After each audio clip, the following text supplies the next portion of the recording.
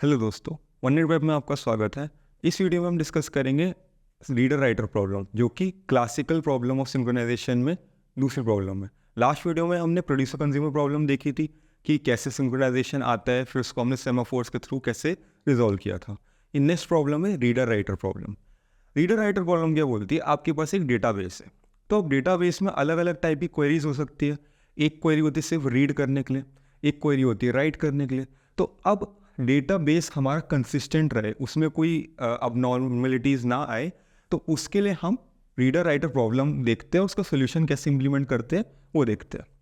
तो reader writer problem क्या बोलता है कि अगर कोई रीड रिक्वेस्ट है तो सिर्फ और सिर्फ रीड करेगी, रीड रिक्वेस्ट के अंदर राइट नहीं होना चाहिए। सिमिलरली जो राइट रिक्वेस्ट है वो सिर्फ राइट करेगी, रीड नहीं करेगी। साथ ही साथ अगर एक प्रोसेस ऑलरेडी राइट कर रहा है तो दूसरा प्रोसेस आके राइट नहीं कर सकता।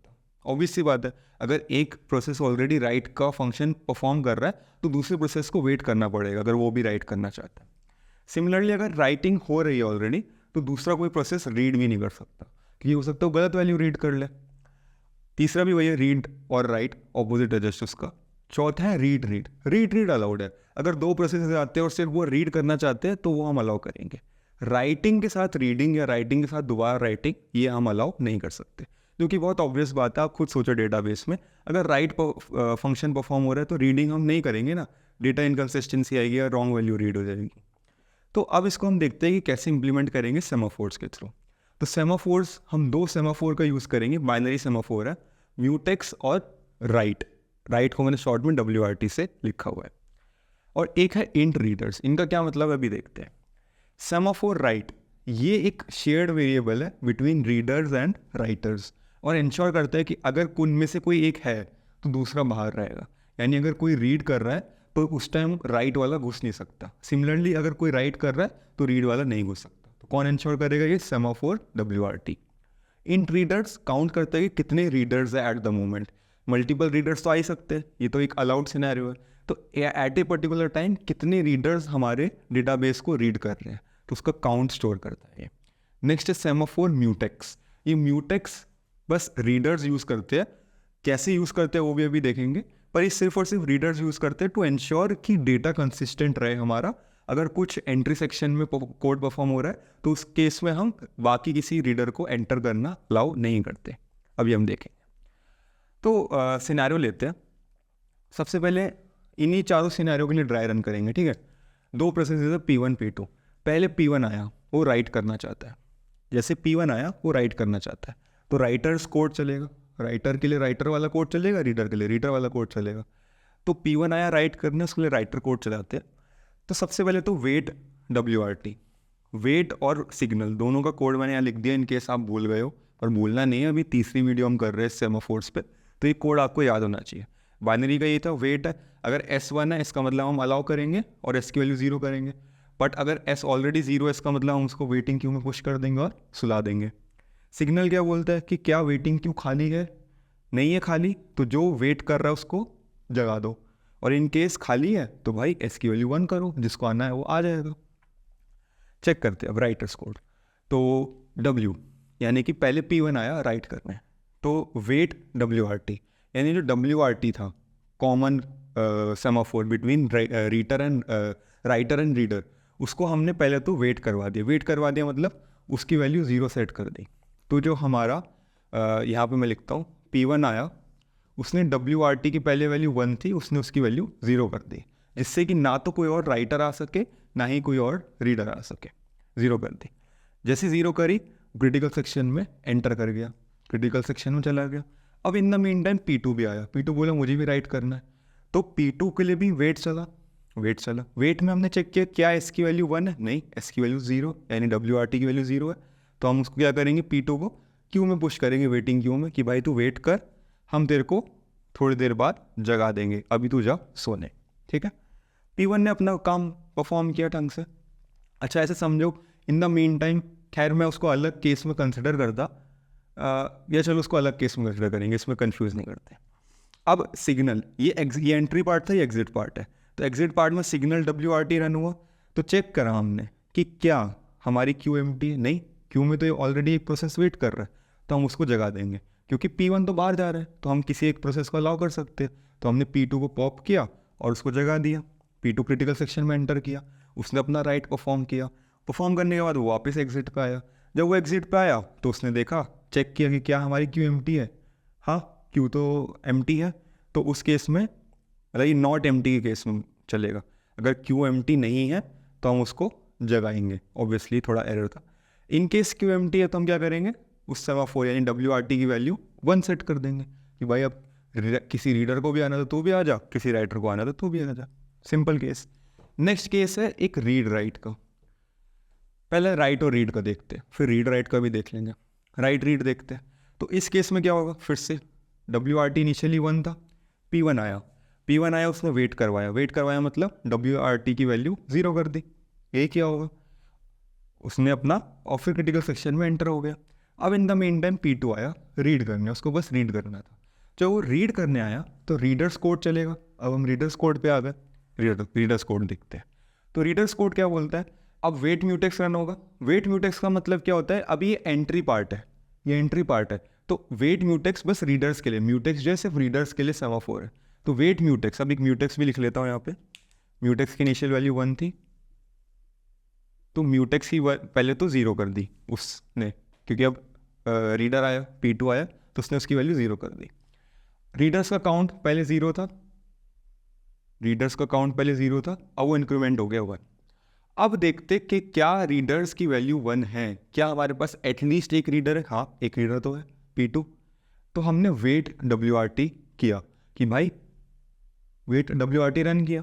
वेट WRT में जब आया हमने चेक किया कि क्या S की वैल्यू 1 है, क्या WRT की वैल्यू 1 है, नहीं 0 है। इसका मतलब हम Q में पुश करेंगे। हमने क्या किया, P2 को Q में पुश किया और उसको सुला दिया। हमने कहा कि भाई तू वेट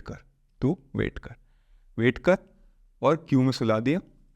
अब वो सो रहा है। अब हमारे पास मतलब यहीं तक रन हुआ क्योंकि वो स्लीप पे चला गया।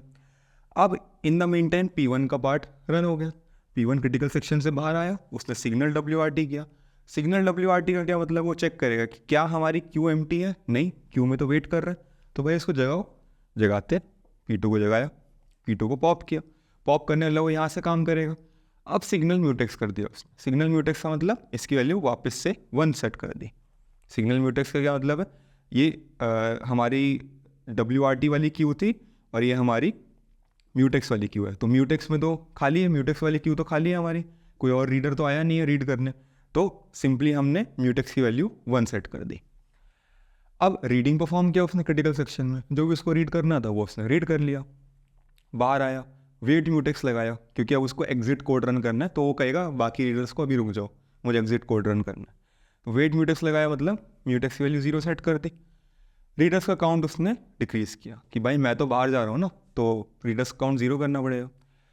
अगर रीडर 0 है, इसका मतलब मैं सिग्नल WRT कर सकता हूँ। सिग्नल WRT का क्या मतलब है कि भाई रीडर 0 है, किसी राइटर को आना है तो आ जाओ, कोई वेट कर रहा होगा तो आ जाएगा। तो सिग्नल WRT रन होगा, और WRT की वैल्यू क्या है 0, और QMT है मतलब WRT की वैल्यू 1 सेट कर देगा। रीडर का काम हो गया, तो उसने WRT की वैल्यू 1 सेट कर दी बाय दिस कोड। ठीक है, ये पार्ट हो गया। और सिग्नल म्यूटेक्स, अब म्यूटेक्स को भी उसने 1 कर दिया कि भाई किसी और रीडर को अब आना है तो आ जाओ, क्योंकि ये वाला पार्ट रन करना बहुत ज़रूरी था, इसलिए इस पार्ट के बीच में कोई और रीडर नहीं आना चाहिए। ये एक रीडर पे अपडेट हो रहा है, अगर रीडर आ जाएगा तो रीडर की वैल्यू प्लस हो जाएगी और ये ख़राब हो जाएगा। तो इसलिए उसने वेट लगाया म्यूटेक्स पर, फिर सिग्नल किया। ठीक है ना, तो ये पार्ट रन हो गया।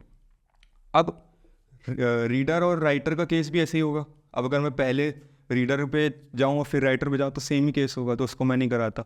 अब रीडर का केस देखते हैं। 2 रीडर्स आए साइमल्टेनियसली जो कि रीड करना चाहते हैं, और जो कि एक अलाउड सिनेरियो है, हम अलाउ करेंगे। अभी हमने राइट देखा कि वो अलाउ नहीं हो रहा, रीड राइट देखा वो भी अलाउ नहीं हो रहा। रीड देखते कि क्या हम इस सोल्यूशन से अलाउ कर पा रहे हैं कि नहीं। तो रीडर्स कोड रन होगा पहले P1 के लिए रन हुआ, तो हमने वेट म्यूटेक्स लगा दिया।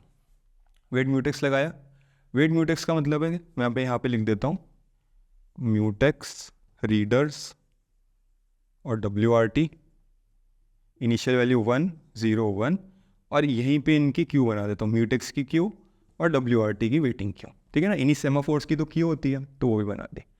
तो सबसे पहले वेट म्यूटेक्स यानी वेट की वैल्यू 0 कर दी। अब मैं बार बार इस कोड से नहीं कर रहा, ये आपको बाय हार्ट याद होगा। 0 हो गई। रीडर्स का काउंट इंक्रीमेंट कर दिया 1। क्या रीडर्स का काउंट 1 है? हाँ बिल्कुल 1 है। तो वेट WRT यानी WRT की वैल्यू 0। अभी मैं किसी और राइटर को घुसने नहीं दे सकता क्योंकि अभी रीड परफॉर्म हो रहा है। सिग्नल म्यूटेक्स कर दिया यानी वापस से इसकी वैल्यू 1 कर दी, क्यों ऑलरेडी खाली थी। 1 कर दी यानी कि अब किसी और रीडर को आना है तो आ सकता है। और एक क्रिटिकल सेक्शन में एंटर कर गया, जो हमारा P1 था वो क्रिटिकल सेक्शन में एंटर कर गया।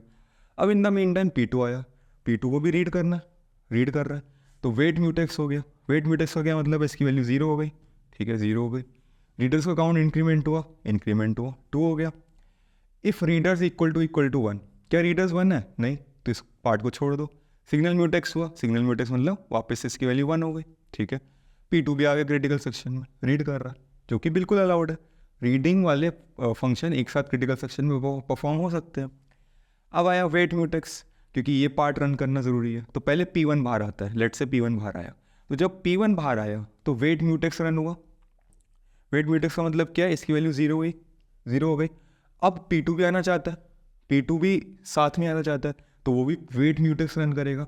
पर जैसे ही वेट म्यूटेक्स रन होगा तो म्यूटेक्स की वैल्यू क्या है? 0, यानी कि हम P2 को म्यूटेक्स की वेटिंग क्यू में पुश कर देंगे कि भाई तू वेट कर, अभी P1 ने बोला वेट करने, तो वेट कर, ठीक है। P2 वेट करेगा। अब रीडर्स का काउंट कम करेगा क्योंकि P1 के लिए रन हो रहा है ना ये, तो रीडर्स का काउंट 1 हो गया। क्या रीडर्स का काउंट 0 है? नहीं, तो इसका मतलब अभी राइटर को रोक के रखना है, अभी 0 नहीं हुआ रीडर्स, तो रोक के रखना, ठीक है, रोक के रखते।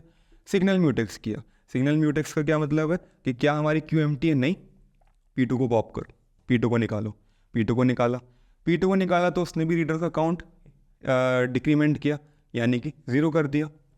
अब होगा क्या? रीडर 0 है, हाँ 0 है, जितने रीडर थे सब बाहर आ गए। इसका मतलब मैं सिग्नल WRT कर सकता हूँ। अगर किसी राइटर को आना है, अगर एक P3 प्रोसेस होता जिसमें राइटर को आना है, तो अब वो आ सकता क्योंकि 1 सारे रीडर्स बाहर आ गए। जैसे ही बाहर आए तो सिग्नल WRT रन हो गया। अब सिग्नल म्यूटेक्स रन होगा कि इन केस कोई और रीडर अंदर फंसा हो, उसको बाहर आना हो, तो सिग्नल म्यूटेक्स रन हुआ। पर अब सिग्नल म्यूटेक्स में क्या होगा कि क्यू तो हमारी खाली है, तो सिंपली उस म्यूटेक्स की वैल्यू क्या हो जाएगी? 1 हो जाएगी। तो इस तरीके से कोड रन होगा। तो एग्ज़ाम में कुछ नहीं आता, रीडर राइटर प्रॉब्लम एक्सप्लेन करने आ जाता है कॉलेज एग्जाम्स में, तो उसमें आप इतना कोड लिख दो। ज़्यादा मार्क्स का क्वेश्चन है तो एक आधा केस ड्राई रन करके दिखा दो, नहीं तो अपने वर्ड्स में एक्सप्लेन कर दो कि हम इसको कैसे सॉल्व करते हैं। हर एक सेमाफोर इन वेरिएबल्स की क्या वैल्यू है, कैसे लॉकिंग परफॉर्म होता है, वो सब आप लिख सकते हो क्योंकि अब हमने आपको अच्छे से एक्सप्लेन कर ही दिया। आई होप आपको ये वीडियो समझ आई होगी। नेक्स्ट वीडियो में हम डायनिक फिलोसफर प्रॉब्लम देखेंगे, जो कि हमारी लास्ट प्रॉब्लम होगी in classical problems of process synchronization. I hope आपको ये वीडियो पसंद आई होगी। वीडियो को लाइक करें, शेयर करें और ज़्यादा से ज़्यादा सब्सक्राइब करें। Thank you.